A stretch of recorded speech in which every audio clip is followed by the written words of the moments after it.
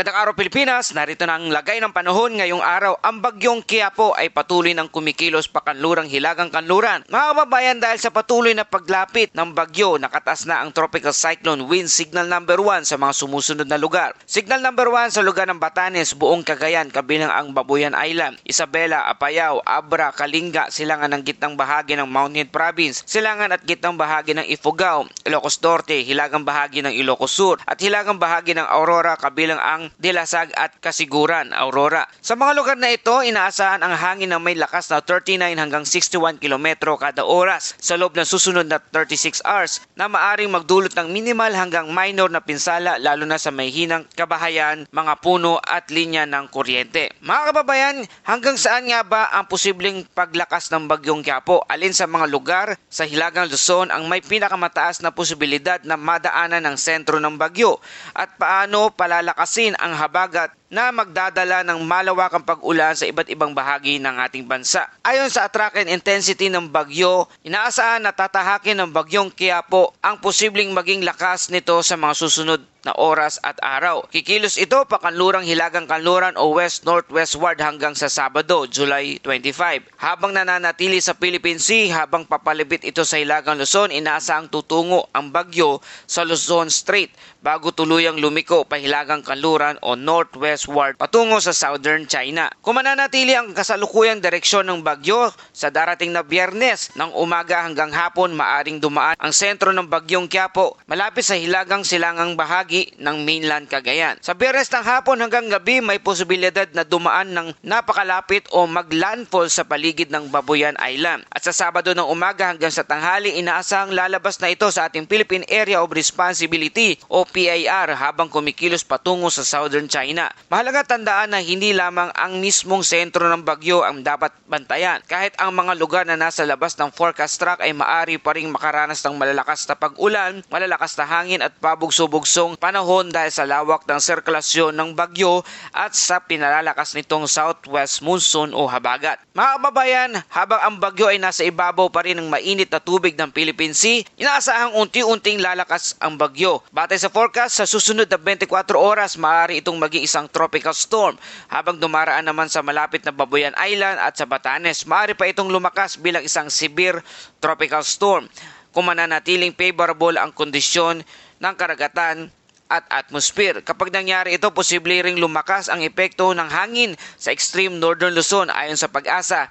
Signal number 2 ang pinakamataas na inasang maitaas habang dumaraan ang bagyong Qiapo.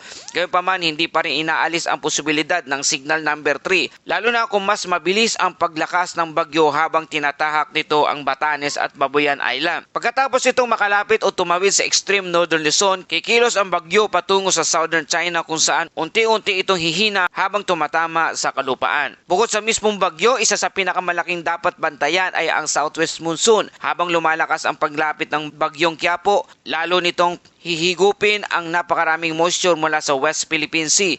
Ito ang dahilan kung bakit kahit malayo pa ang sentro ng bagyo sa malaking bahagi ng bansa, nakakaranas na ng pag-ulan at malalakas na pagbugso ng hangin. Dahil dito, hindi lamang hilagang Luzon ang maapektuhan. Posible rin makakaranas ng malalakas sa pag-ulan at iba't ibang bahagi ng Visayas at Mindanao kahit hindi direktang dadahan ang sentro ng bagyo. Sa mga susunod na araw, inaasahang lalawak pa ang sakop ng bagyo at ng habagat. Mararanasan ng malalakas na hangin hanggang gale force na bugso ng hangin ngayong araw sa lugar ng karamihan ng Mindanao, Siquijor, Bohol, Southern Leyte. Bukas naman, halos buong Pilipinas makakaranas ng malalakas sa pag-ulan. Sa Sabado, July 25, karamihan ng Luzon, malaking bahagi ng Visayas, Zamboanga Peninsula, Misamis Occidental, Camiguin, Dinagat Island, Davao Oriental. At sa mga lugar na ito, asahan ang pagbugso-bugsong hangin lalo na sa mga baybayin, kabundukan at matataas na lugar. Maaari magkaroon ng mga natutumbang puno, sirang linya ng kuryente at mapanganib na kondisyon para sa maliliit na sasakyang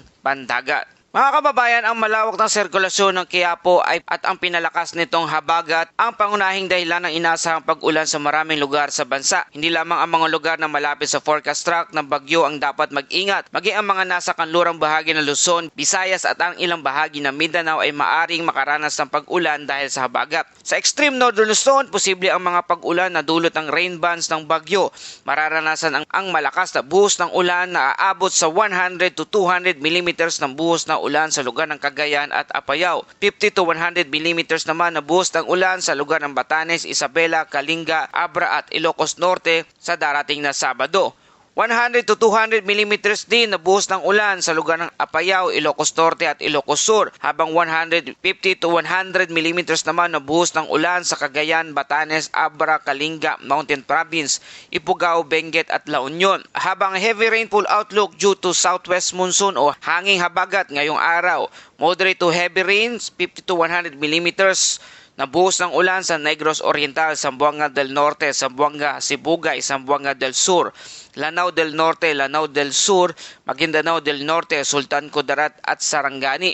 Habang bukas naman, moderate to heavy rain, 50 to 100 millimeters na buhos ng ulan sa Antique, Negros Occidental at Negros Oriental. Habang sa darating na Sabado, July 25, moderate to heavy rain, 50 to 100 millimeters na buhos ng ulan sa lugar ng Occidental Mindoro at Antique.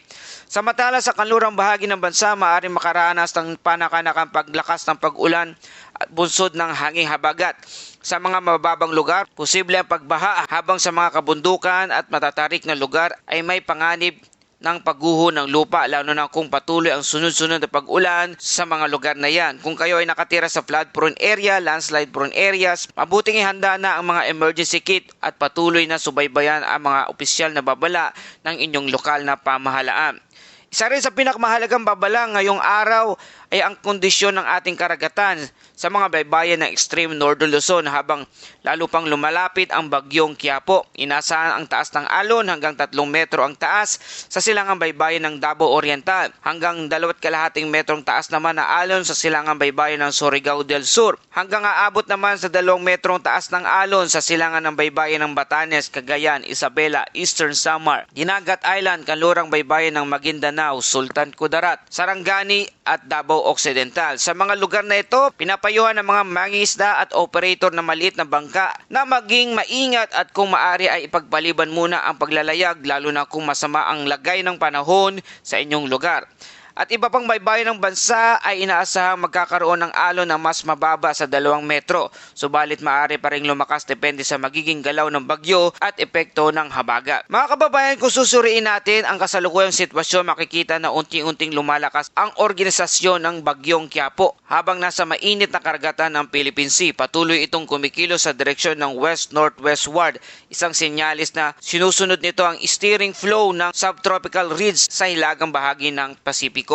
Habang papalapit sa Luzon Strait, maaari pa itong makakuha ng karagdagang lakas bago makarating sa paligid ng Babuyan Island. Pagkatapos ito, inaasahang unti-unti itong liliko pahilagang kanlurang patungo sa southern China, kung saan magsisimula ang paghina nito dahil sa pagdaan sa kalupaan at hindi magandang kondisyon ng atmosphere.